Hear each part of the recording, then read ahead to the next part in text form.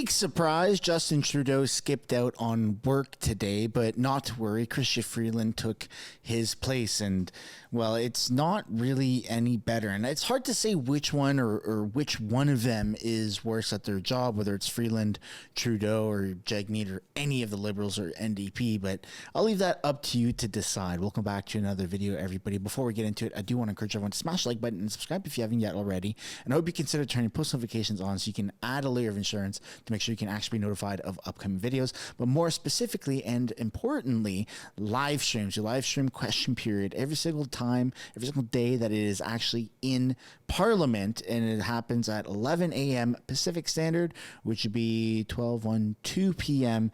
Eastern Standard Time. So I hope to see you guys there. The community is very good. And today we're going to be taking a look at a clip of Pierre, who is dressed like Men in Black. I don't know what's going on.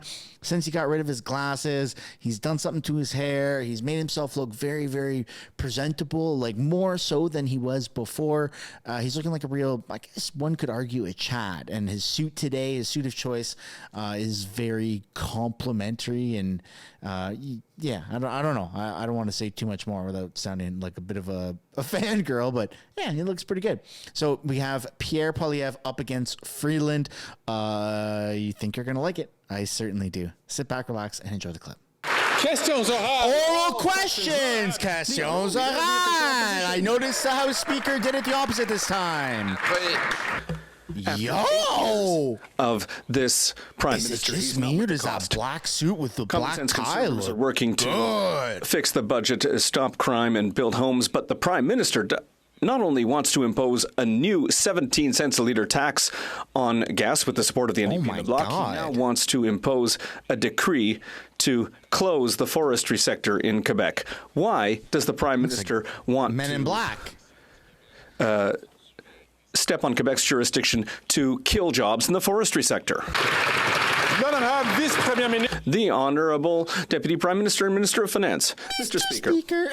Since 2013, Quebec has put in place its own process and for putting a price on carbon. The province is not under the federal regime. The Conservative leader continues to show to what extent he doesn't understand Quebecers by promising to demolish a system that Quebec decided to put in place itself over 10 years ago.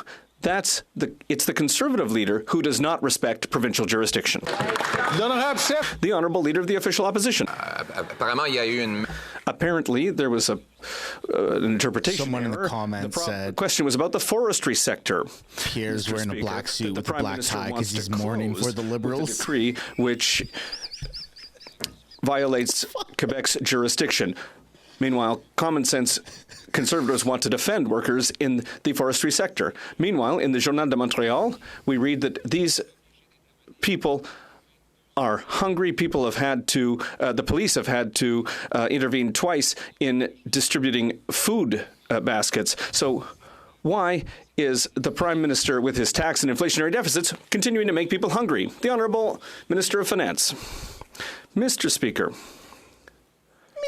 The Conservatives are the ones who want to reduce all of the social supports that the federal government now offers to Quebecers.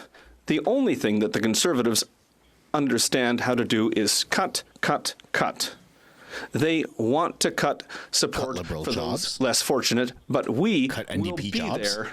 And we will not let the Conservatives cut liberal paychecks. Cut this necessary aid. The Honourable Leader of the Opposition. While common sense Conservatives are fighting to axe the tax, build the homes, fix the budget, and stop the crime, this Prime Minister is promising a cruel April Fool's Day joke, a 23% carbon tax hike on food, gas, and groceries. This at a time when the Prime Minister has forced 50 families at CFB in Gagetown, military families, to go to food banks.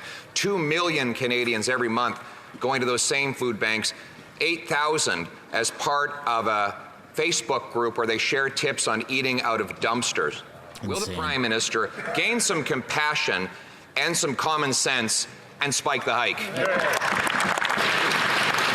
The Honourable Deputy Prime Minister and Minister of Finance. Mr. Speaker, We will take no lessons from the Conservatives when it comes to supporting Clearly, that's why you're tanking in the polls. Our country. This is the party that wants to cut the Canada Child benefit. This is the party that wants to cut support to our seniors. This is the party that wants to cut early learning and childcare, which supports so many families. They're opposed to dental care. They're opposed to pharmacare, Mr. Speaker.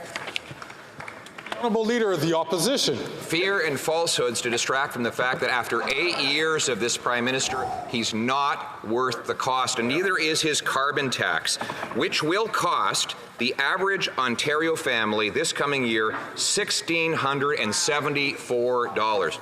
$1,674 for a middle-class family that's lined up at a food bank, not able to feed themselves or pay their heating bill. Will the Prime Minister give his head a shake, cancel his cruel April Fool's Day joke, and spike the hike?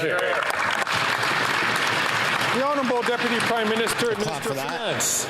Mr. Speaker, no one here is surprised to hear the Conservative leader talk about fear and falsehoods, because that is what he traffics in every single day. It's his area of personal expertise. Now, what he is proposing is, at least he is consistent. He wants to cut the support that Canadians get, and he wants to cut the support Canadian families are getting from the price on pollution. That's $1,800 Alberta families won't get.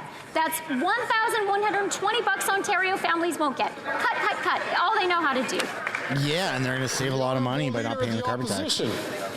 So she just brags that Alberta families will get $1,800, but according to the Parliamentary Budget Officer, the carbon tax will cost Alberta families $2,943. So the Prime Minister takes away $2,943 and gives back $1,800. Mr. Speaker, it's almost like he's a bank robber who thinks that he's virtuous because he tips the teller on the way out the door. Why won't he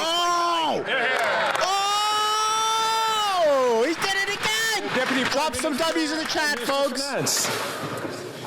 Mr. Speaker, the Conservative leader should know a lot about living off the public purse. That's all he has done his entire life. Now, when it comes to the price on pollution, this is entirely revenue neutral. The government does not keep a penny. It returns more money to 8 out of 10 Canadian families.